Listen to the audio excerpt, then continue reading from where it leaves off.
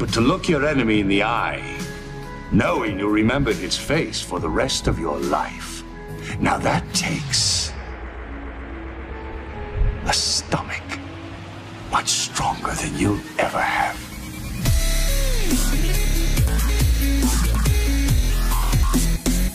Hello ladies and gentlemen, and welcome to a special episode of Interregnum.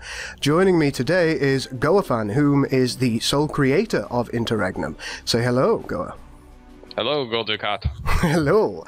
Now, I'm being treated to something a little bit special today, in the respect that I am being given access to Goa's beta.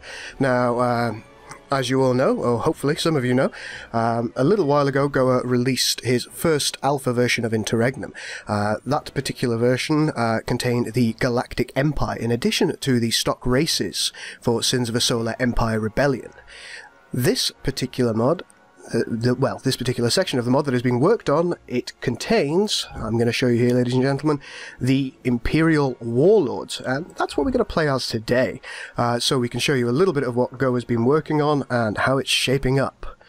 Okay, well, I think we're going to jump into the game and I'm going to ask you a few questions while we go. Alright. And we're loading in, ladies and gentlemen. Now, Interregnum is based loosely around something called E4X, which is an earlier mod of yours, isn't it, Goa? Yep.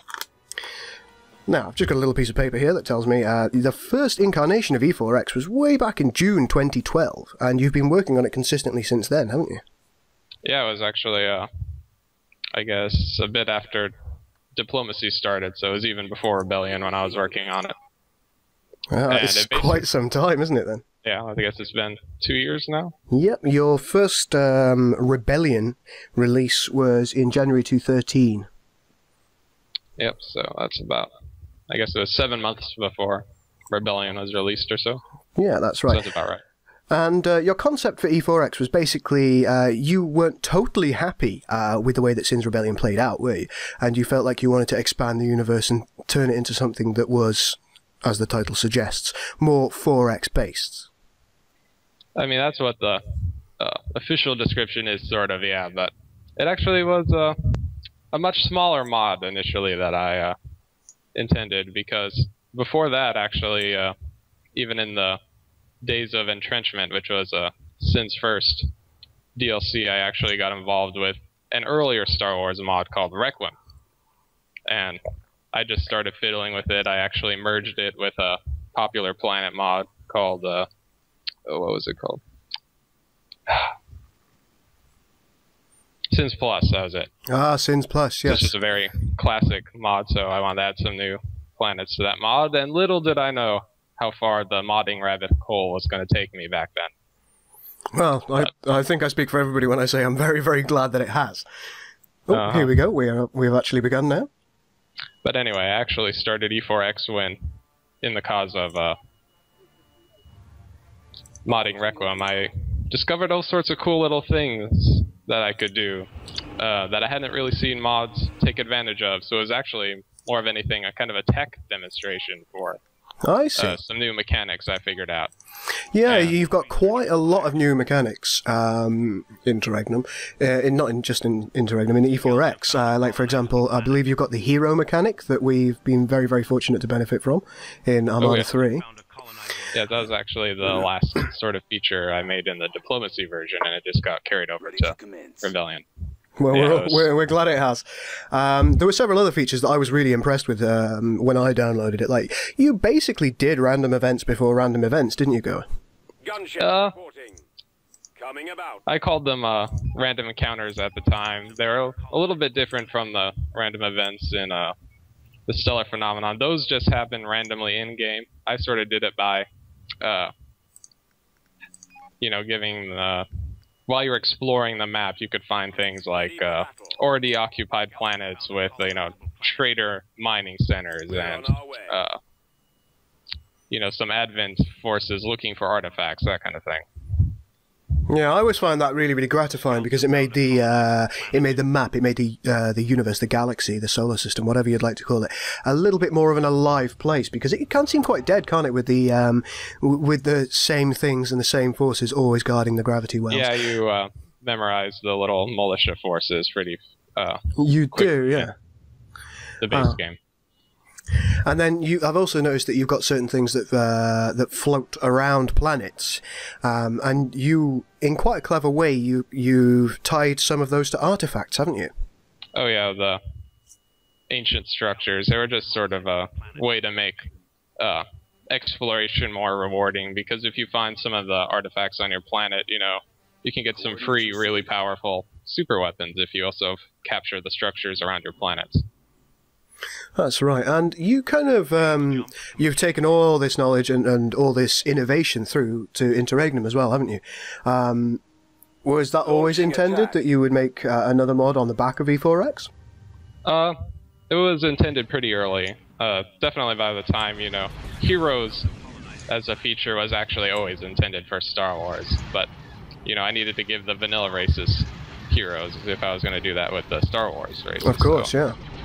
So yeah, pretty soon once I realized, you know, E4X was going somewhere, that, you know, Requiem was, the idea was they wanted it to be as close to the vanilla game as possible, and once I started messing around with that, I'm like, you know, the vanilla game is no longer good enough, I want to do some of these other cool things that I've figured out how to do, so... Yeah, from a pretty early point, Interregnum was planned even before Rebellion, I say. Although I didn't even have the name for it back then. What brought you to the name Interregnum, if you don't mind me asking? Well, as I'm sure you know, but apparently it's not that common of a word.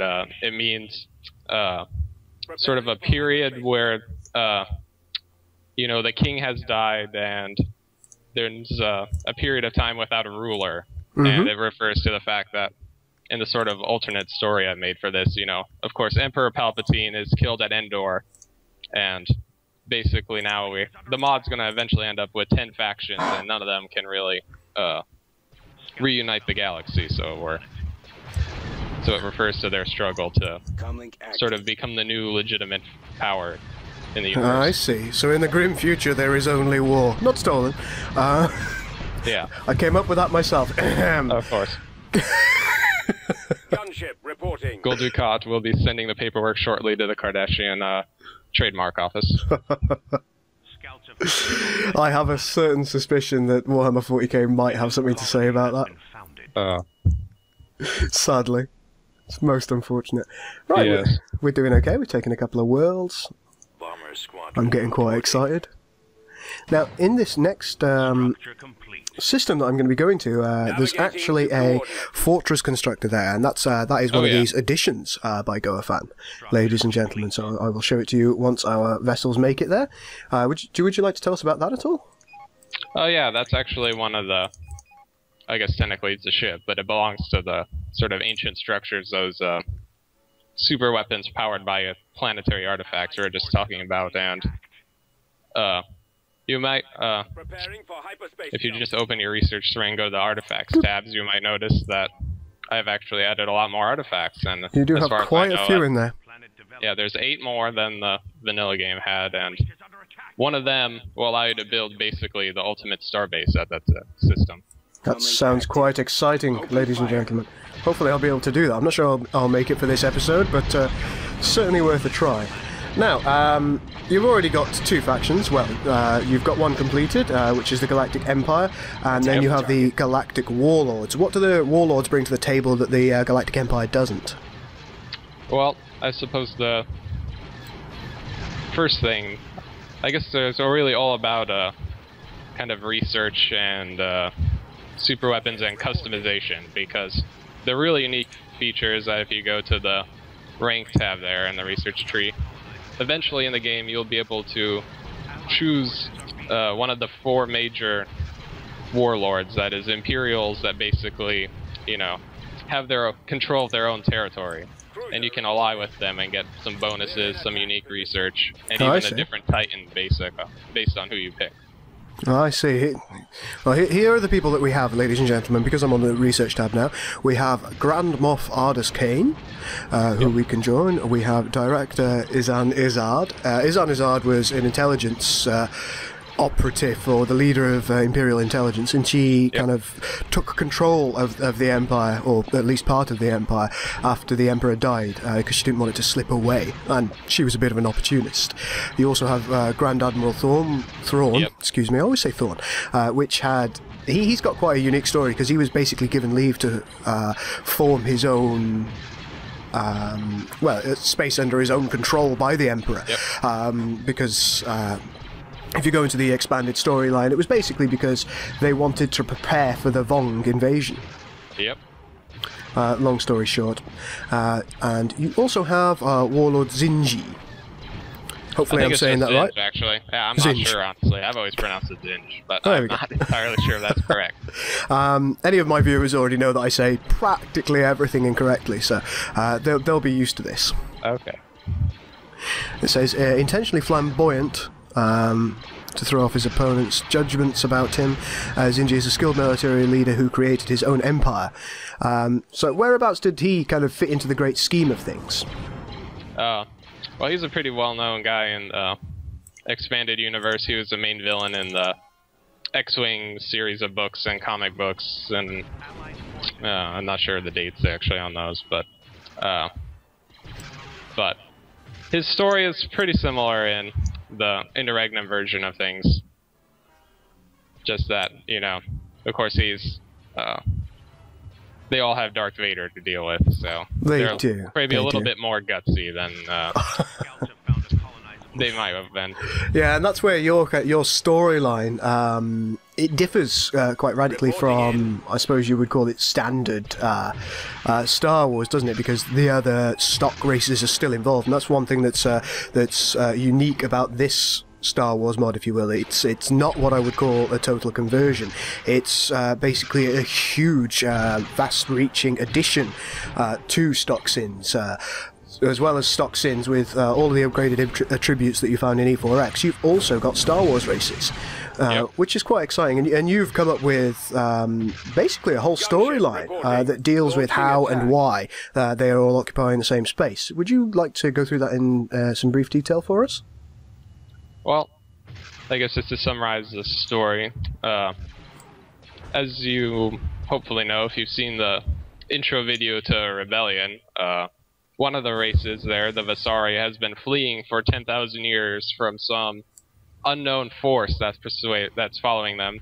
The only known Vasari to ever actually see this enemy went insane, so they weren't able to get any information. So it's heavily implied in the next game that the Sins factions are in sort of a fight-or-flight response. So, for the story of this mod, they choose flight. They actually discover an unstable wormhole. No idea where it leads, but they just know it's going to disappear by the time they... whatever this faceless enemy that we'll probably find in Sins 2 is going to get there. So, they work out a truce and actually blindly go through the wormhole, and it just so happens to go to the Star Wars universe. And they totally wreak havoc with everything. They do. There are some big key differences in the storyline. For example, in this mod, this is post the Emperor's death, but Darth Vader is still alive, isn't he? Yes. It's actually what I call the Triple Alliance, which is the implied alliance of the TEC Loyalist, Advent Rebels, and Vasari Rebels actually end up winning the Battle of Endor. They just sort of stumble onto it before the Rebels get there. And you remember from the movie, Palpatine specifically tells Vader to wait on the command ship until Luke gets there, right? He does, yeah. So that's actually what saves him, because, well, you can read the lore entries on the website, but basically, they destroy the Death Star, and Vader takes the opportunity to claim the Empire as his own, which he's actually wanted to do if you read some of the books. Absolutely, and this is part of the reason that Izan Azad has been relegated to the role of one of the warlords, as opposed to actually head of the Galactic Empire. Yeah, she tries to assassinate Vader because, that's what she does. Bad idea. Doesn't go too well. Yeah, bad idea, but... But it's really nice that you've made that lore and that storyline up. Now, I noticed that most of the militia that you find around planets at this point, they have been stock races. Do you have any plans to include more militia and different types of militia as time goes by? Oh, absolutely. you'll actually notice some of these industrial planets or long-range scouts I found, they have Imperial militia. Every Terran and industrial planet actually will have the Empire owning them already. I see, and then most of the other ones will have, once they're in various combinations of sort of rebel-based militia ship or even Mandalorians. Ah, Mandalorians could be very, very interesting. Do you already have a concept for the Mandalorians, ship design-wise? Because it's far out of the time scale of what we accept to be Mandalorian vessels. Well, I mean, I don't actually like the Forces of Corruption storyline very much from Empire at War, but you will see a lot of the ships that the Zon Consortium had that were of Mandalorian origin will be in the mod. They're going to actually replace the pirates. That sounds like a good call to me. They were always kind of an opportunist, piratical faction that were just simply looking for battle, and it makes sense from the...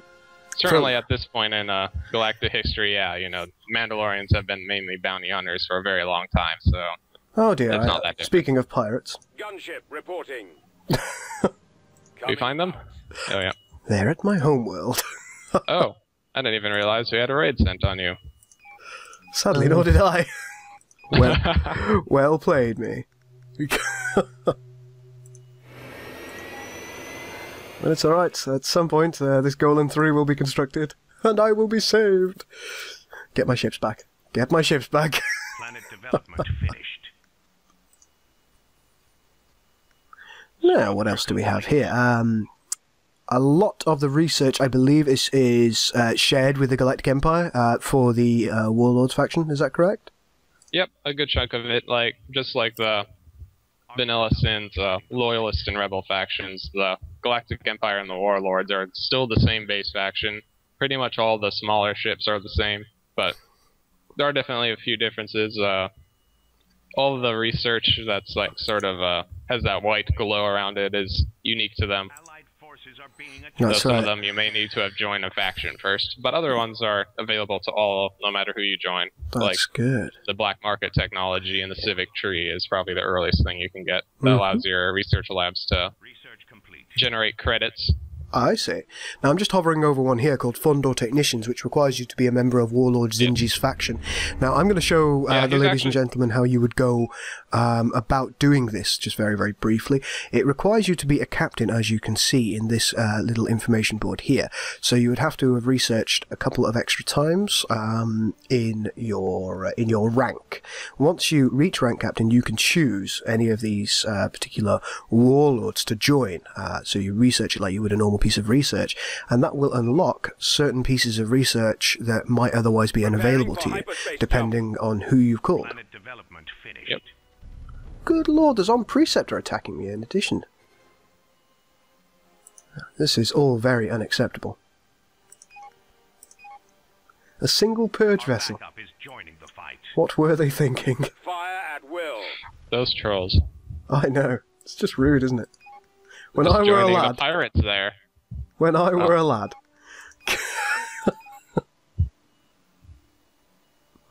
Right. My ships have made it back to my home world, so I should deal with that in fairly short order. But I am seeing over here, the Zon Precept is expanding pretty rapidly, so I might have to do a deep strike in the near future. See what I can do.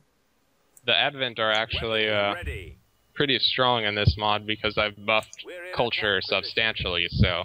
So culture could be an issue. Now, one thing I've noticed is there's already culture emanating from my home world. Is that due to your your Sector headquarters, if I can find it? That's the structure that spawns it, yeah. But basically the idea was... it was actually an idea I borrowed from Maelstrom. I kind of liked how it worked with the culture starting very slowly from your homeworld. It also was a balance issue because the Advent were actually so good in E4X that on small maps they would just totally overwhelm you with culture before you can even build your own culture centers. Ah, I see. So you were kind of you were looking to find a way to not lose any homeworlds due to culture. Yeah, so you have a bit of a cultural resistance on your original homeworld. Ah, that makes sense. Building lots and lots of golems. Awaiting instructions. So the pirate threat has mainly been dealt with. I might send some spare credits your way. Help you deal with that mess. Oh, don't you worry, I have plenty of credits, sir. I don't spend money.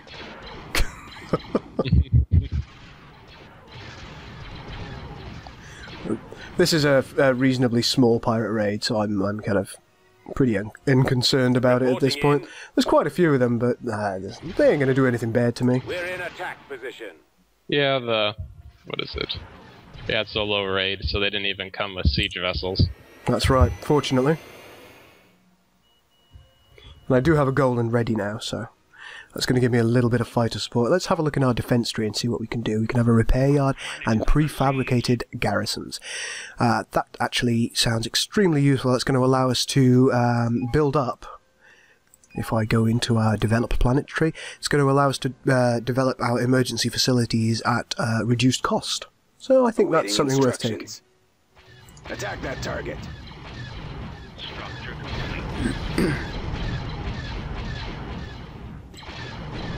Also, I guess one thing I didn't get to mention when I was talking about the warlords earlier, if you go to the diplomacy, which is in this case called the allegiance tree, there it you is. can see your race and your faction have some very specific bonuses that you get at the start of the game without needing to research them. Oh, I see. Yes, that's it. There they are. For this warlords faction, we have a little bit less fleet supply, but a little bit more research upgrade and antimatter. Yeah, so they are all about sort of the gameplay-wise. They're the quickly get to the end of the tech tree race. You know, they can research things for 25% cheaper, much faster. Your research labs are actually only half price. Oh, that's extremely useful for them. So, yeah. So you've gone research over overall fleet. So you want less vessels, but to be initially a little bit more powerful than perhaps other empires might be per individual vessel. And the idea is, you know, since these are all warlords, you know, they're not really legitimate rulers, so they don't have the resources of the main empire, but so they don't have access to the vast logistical network that the full empire would have had previously. Yep, they don't have the core worlds. They don't have the shipyards of Kuat. They don't have any of that. They're mostly on the Outer Rim or the unknown regions in the case of Thrawn. So, yeah, they can't build as much ships, but some of their research is really good. Like, you might notice at the end there, you get some unique things like TIE defenders. You can get a systems redesign to give you much better stats on all your ships. Cloning that can somewhat make up for your low fleet supply at the very end of the civic tree. Mm-hmm. Ready for orders, sir. And then, of course, you get some more conventional benefits, like bringing out things like the Galaxy Gun easier, a bit like the the Galaxy Gun. Now, super weapons are something I'm really reluctant about. Things like the Novolith cannon, I always found them really challenging and difficult. Have you done anything with those that kind of offsets the mentalness of them at all? Directly, no, but keep in mind, since this is built on E4X, all the little add-on mods I released will work for them, so you can just disable them all if you don't like them. Ah, that's very interesting. That's the E4X optional mini-mods. Yes. That particular download I do use in my own personal build, just because I find the super weapons to be quite difficult to deal with, particularly if you're facing off against a very hard enemy. They'll build a load of those, and you just won't know whether you're coming or going unless you've got them first. Yep. So. Oops, I don't want to specialise. Alright, let's get another couple of these bad boys so my planet can't be sieged easily. There we are. And we are going to send my remaining vessels over to Armand, which is now under siege from the Zon Precept. Oh boy. They are not messing around today. Fortunately, I have to go through that industrial planet to try and get to you, so... Oh, don't you worry about that. God, you've expanded like a rash. You're doing well. Structure complete. Well,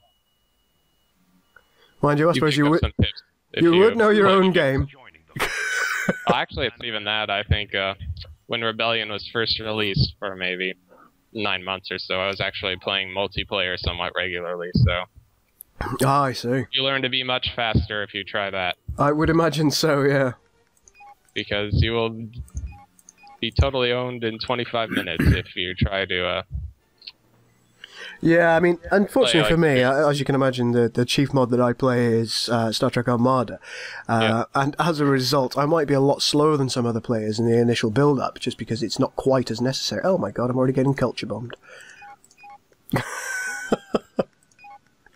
This is going well!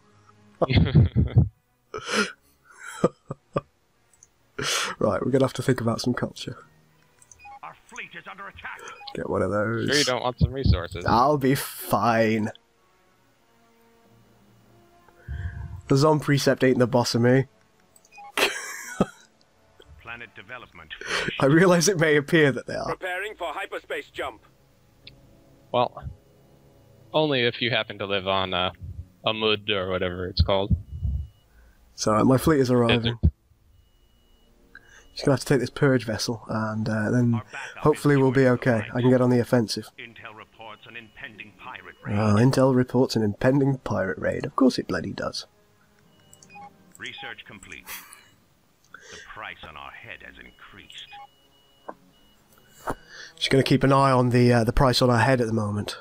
Yep. One thing that I have noticed there is just to the left, and this is a bit of foreshadowing there, on the next to the pirate raiding section, that's a Mandalorian sigil, isn't it? Complete. Yes, it is. Cruiser This reporting. is actually. I finally found the texture file that determines what the whole little mini black market thing is. So Ah, I yes.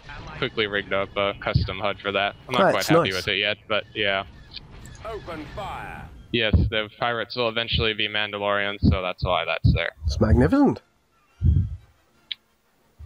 I can hear some of the classic Star Wars music in the background as well. Mm-hmm. We have.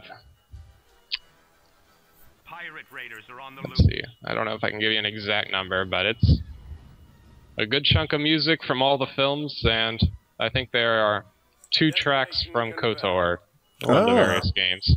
But it's I pretty did much all notice ours. one track from KOTOR, which was what a lot of people call the Sith Lords track, Yeah. which is the old ooh Yep, one. the classic one. Yes, I had to put that in there. Excited. I'm glad you did. It's one of my favourites. Right, let's put a bit more culture here. Make sure we don't get bombed any further on that.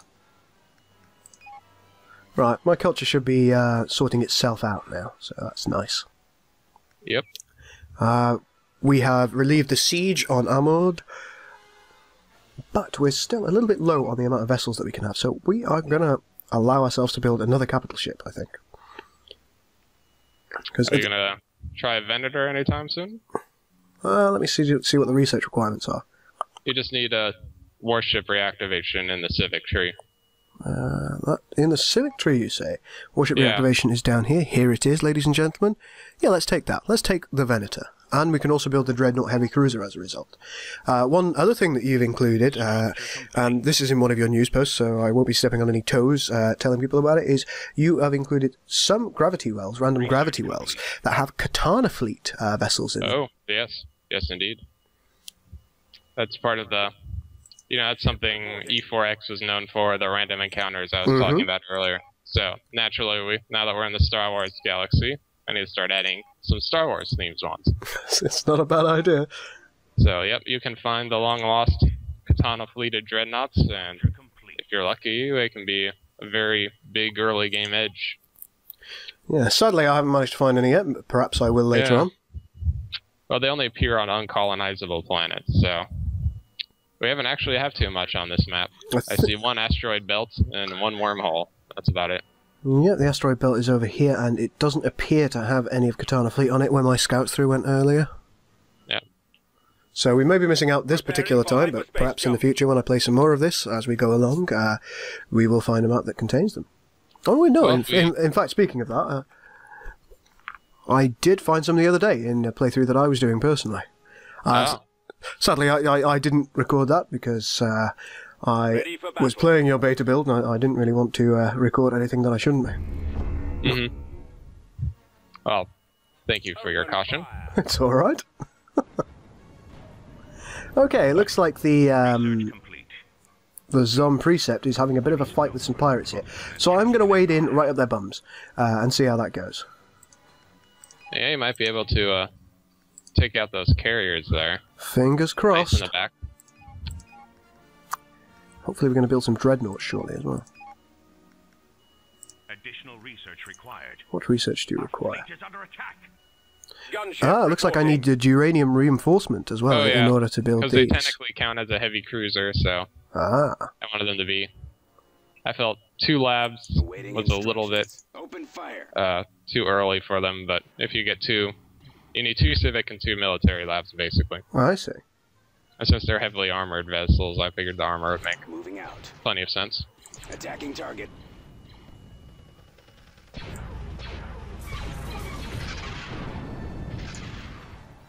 Now, do all your Empire vessels have anti-fighter capabilities? No. They don't yet. How about your cap ships specifically? The Titans do, but the cap ships, no. I see.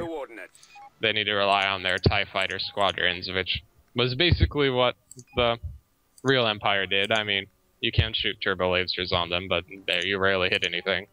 So it would be a majestic idea for me to have some Lancers in my fleet. Yep, but since they seem to have carriers already, that might be a good idea. They certainly do. Which I'm, of course, delighted about. Out of the pirates there, since Reporting in. They're now attacking you instead of the Zon Precept. I'm reasonably comfortable with that.